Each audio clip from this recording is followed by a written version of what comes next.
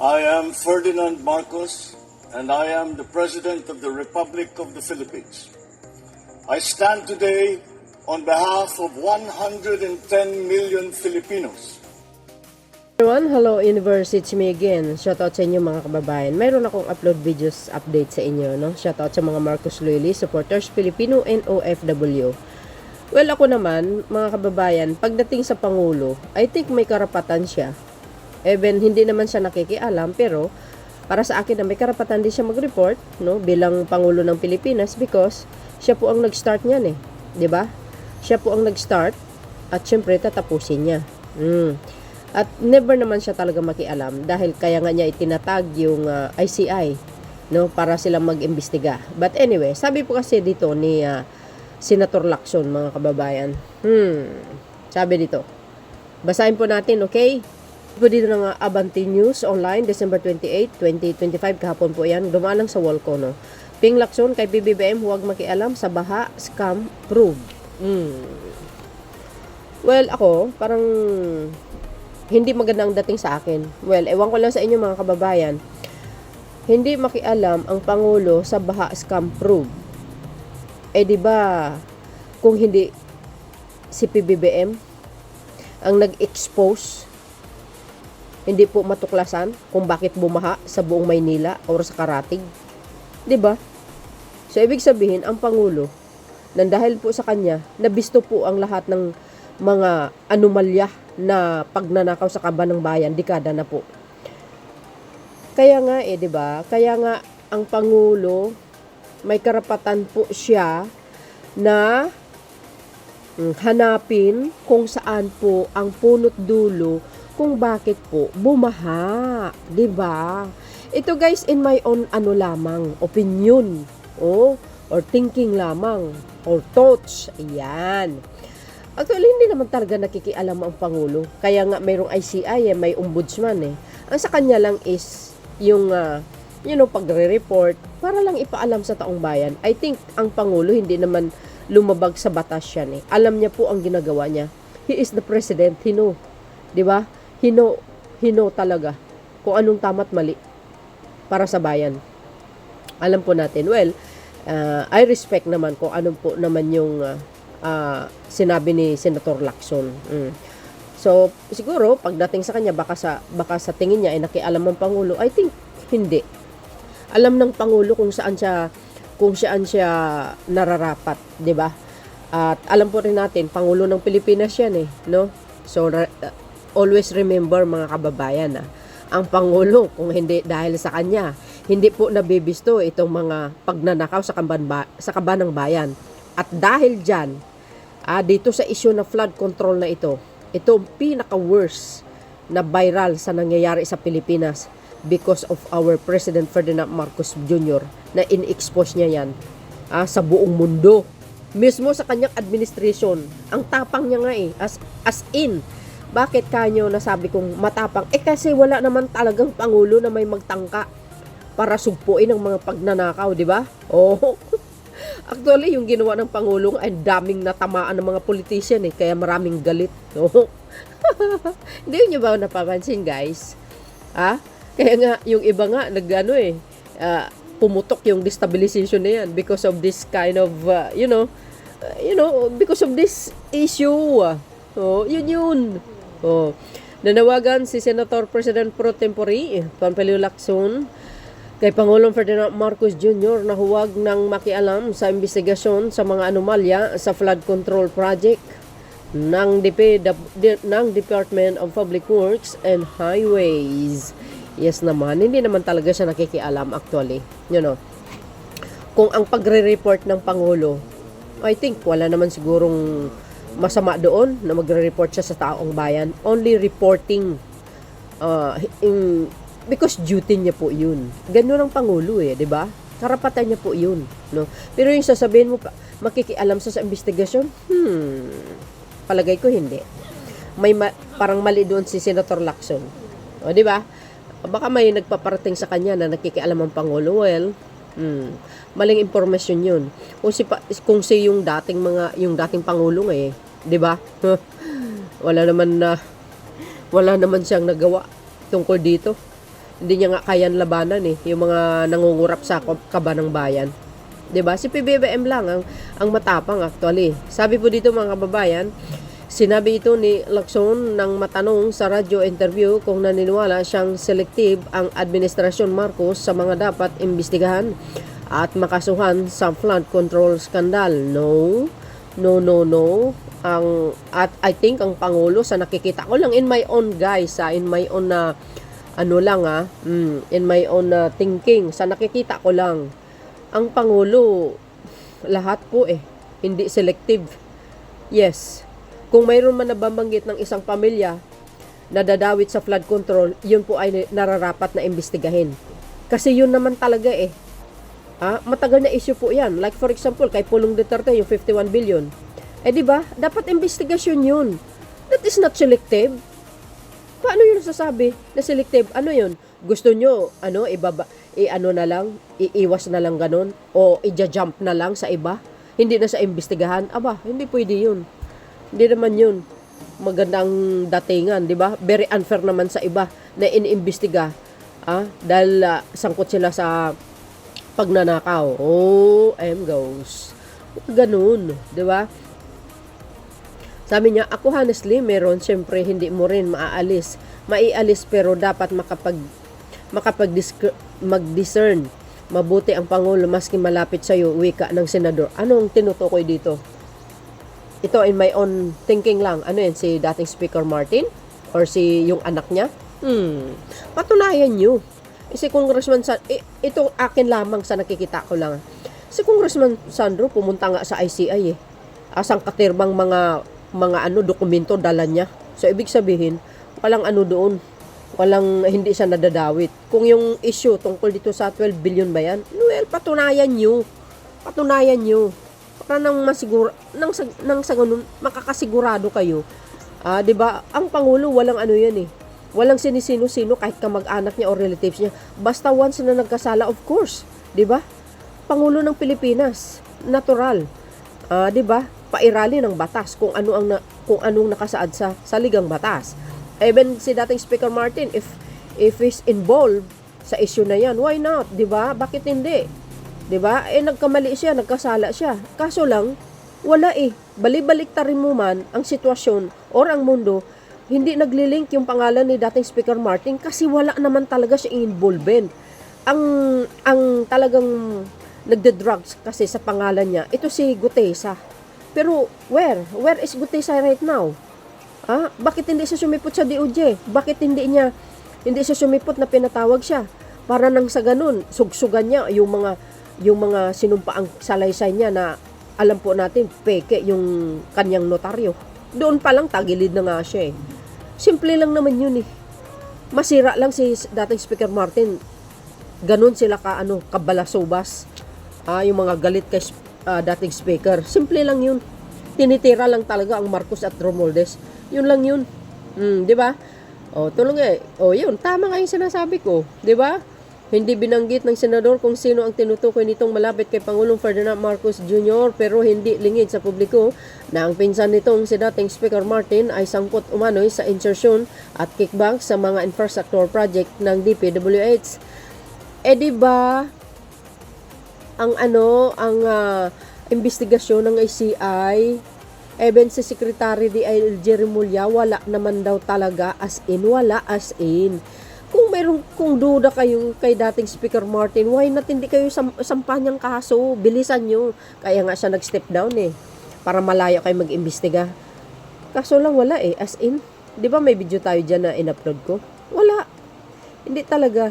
Kasi alam po natin, iniingatan nila yung ganyang apelyido. Ulitin ko na naman, dumaan na po ang Romualdez Marcos sa paghuhusga sa taong bayan nung panahon na yon. So I think, 'di ba? Iniingatan nila 'yan. Alam nyo, ang mga kalaban, hindi talaga titigil 'yan dahil malakas kasi ang pwersa ng Marcos at Romualdez sa publiko. Ganun lang 'yun wala tayong magagawa, malapit sa iyo pero gumawa ng kasalanan sa taong bayan, papanagutin mo. Dapat mag-hands off na siya pagdating sa investigasyon ni paubaya na lang ito sa mga nag-iimbestiga. Kasi kung hindi ma-question, giit ni Lacson, Well, yun ang pananaw ni Senator Lacson eh. 'Di ba? Wala naman siyang pruweba kung talaga nakikialam ang Pangulo. Baka hindi niya napanood yung sinabi ng Pangulo. Wala siyang sinisino-sino kahit kamag-anak pa. 'Di ba? Oh, baka hindi niya nalaman yun. You know, mga kababayan, ako, as a Marcos supporters and loyalists, I'll never trust to anyone. Kahit sabihin mo, mga senadors pa yan, masasabi natin, ayan na, sinusuportahan ng Pangulo. No. Yes. Okay lang yun.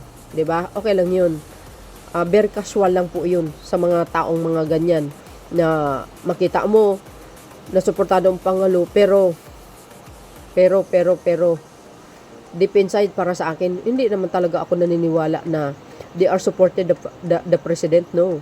Even the president no ang galawan ng mga kasamahan niya o yung mga kakilala niya. Alam ng Pangulo eh.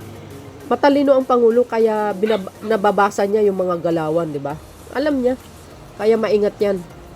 Kaya tahimik lang talagang Pangulo. Be aware sa mga silencer na tulad ni PBBM, na nagmamasid yan, mga kababayan. Remember that. Sabi ko nga, tahimik lang yan, pero mabangis ang galaw niyan. Magkaroon ng question, bakit ito nilibre? Samantala alam natin, kitang-kita ang ebidensya, bakit ililibre natin? Katwiran pa niya. I think wala naman paglilibre dito eh. 'Di ba? Mismo si dating Speaker Martin, gusto siyang imbestigahin ng ICR or sino man. 'Di ba? Even the ombudsman, very allowed naman sila na mag-iimbestigahin si dating Speaker Martin. Harapin niya kahit saan yan, guys. Ako may tiwala ako kay dating Speaker Martin. Totoo yun, may tiwala ako dun. Hindi niya magagawa yan. Tsaka inaalagaan niya din yung kanyang pinsan bilang Pangulo ng Pilipinas.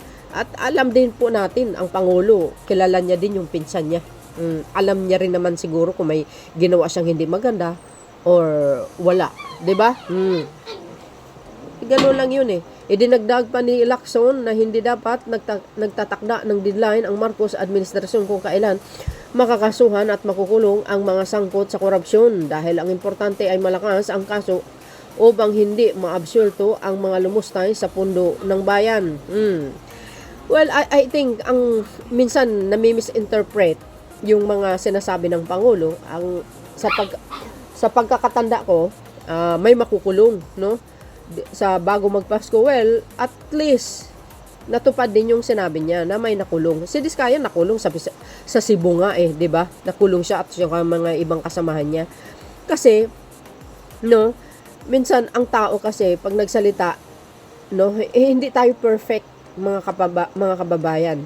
Minsan nasasabi natin na ganun na may makukulong pero hindi natin na malaya na may nasabi pa tayo kasi hindi nga tayo perfect eh, 'di ba? Hindi tayo perfect, pero at the end of the day minsan masasabi rin natin na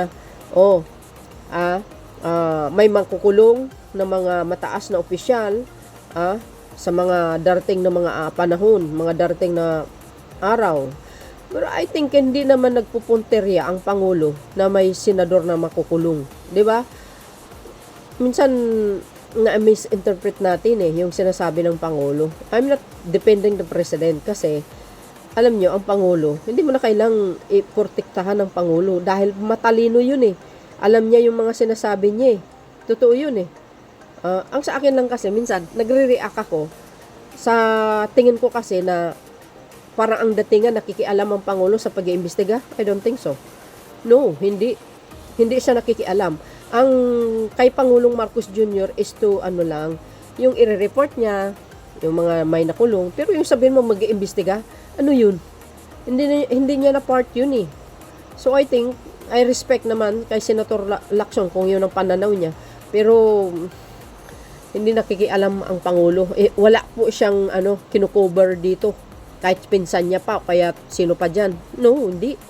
Dahil alam ng Pangulo ang kakayahan ni dating Speaker Martin Romualdez na kaya niya ipagtanggol yung sarili niya without the help of the President. Alam po natin yan. Ay abogado po yun. Si dating Speaker Martin, alam niya ang ginagawa niya. 'Di ba?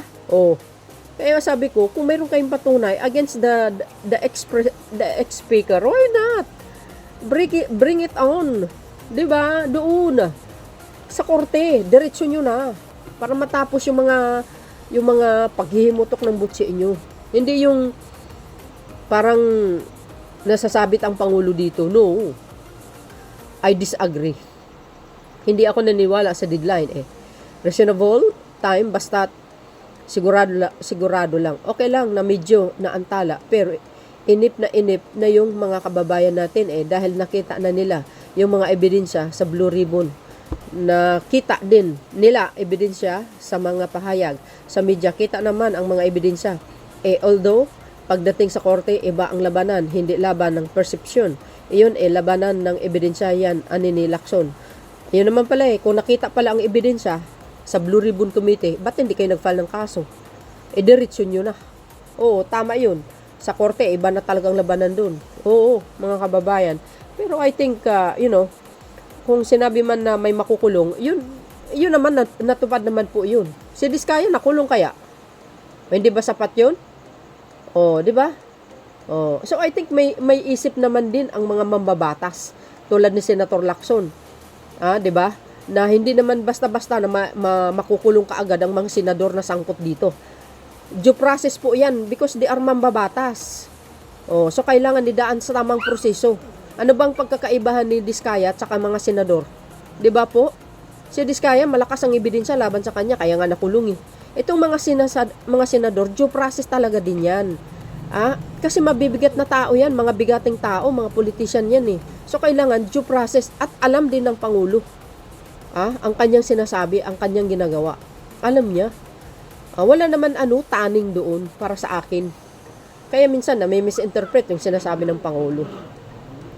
So siguro ito rin ang tinutumbok ng ombudsman na sinisigurado nila yung certainty ng conviction, hindi yung para makulong lang pagkatapos ma-acquit din. So ibigyan natin ng konting panahon ng reasonable time para ma-filean yung mga dapat ma-filean. Pero para maging selective yung ang hindi talaga tanggap-tanggap ni Lacson. Yun, opinion niya yun eh. Siya ang yun eh. Kumbaga, yun ang sinasabi niya. Di, respect na lang doon sa sinasabi niyo. So, I think, pagdating naman sa selective, walang selective dito. Ang Pangulo, kahit pinsan niya si dating Speaker Martin, pag alam niya na nagkasala yan, may involvement.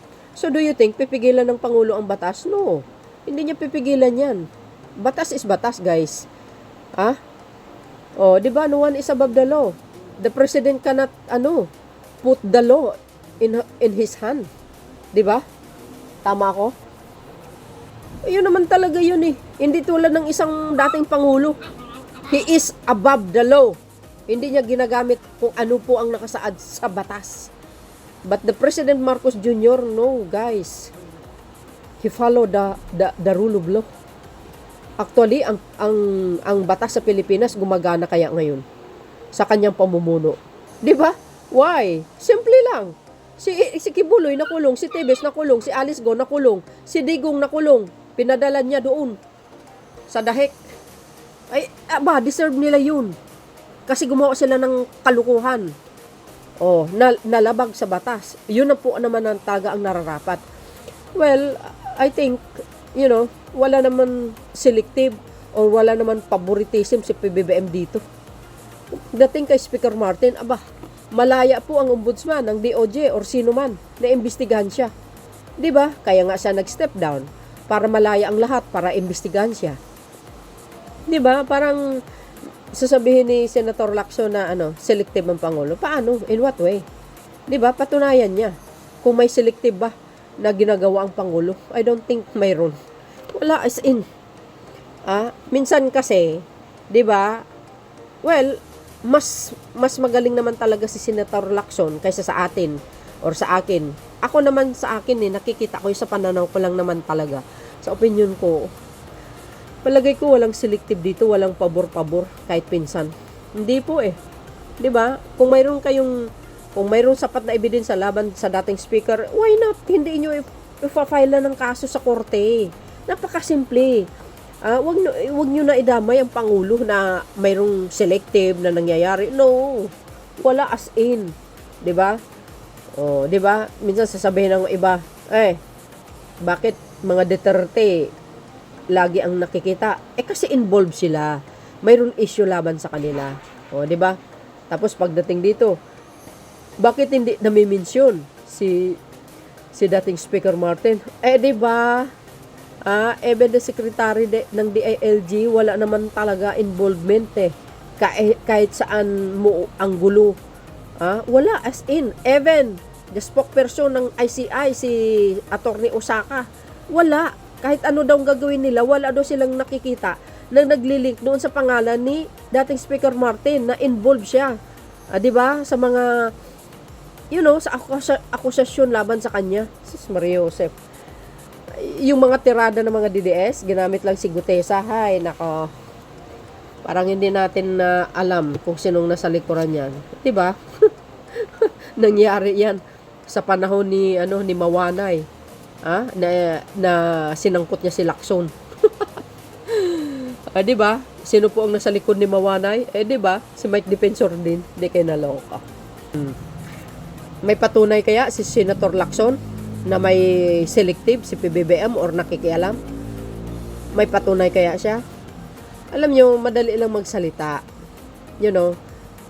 Pero kung wala ka naman sapat na ebidensya laban sa Pangulo na siya ay nakialam sa imbestiga or may selective, hindi mo na dapat sasabihin sa social media yun kung wala ka naman sapat na ebidensya laban sa Pangulo.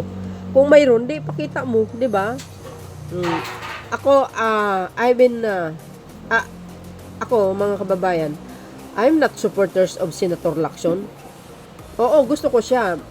Pero dahil dun sa isang bagay na issue laban sa kanya, I'm stopping to supporting him. Before naman yun. Pero for this time, as long as na walang ebidensya na magpapatunay na may selective or nakikialam sa investigasyon, di talaga ako naniwala dun.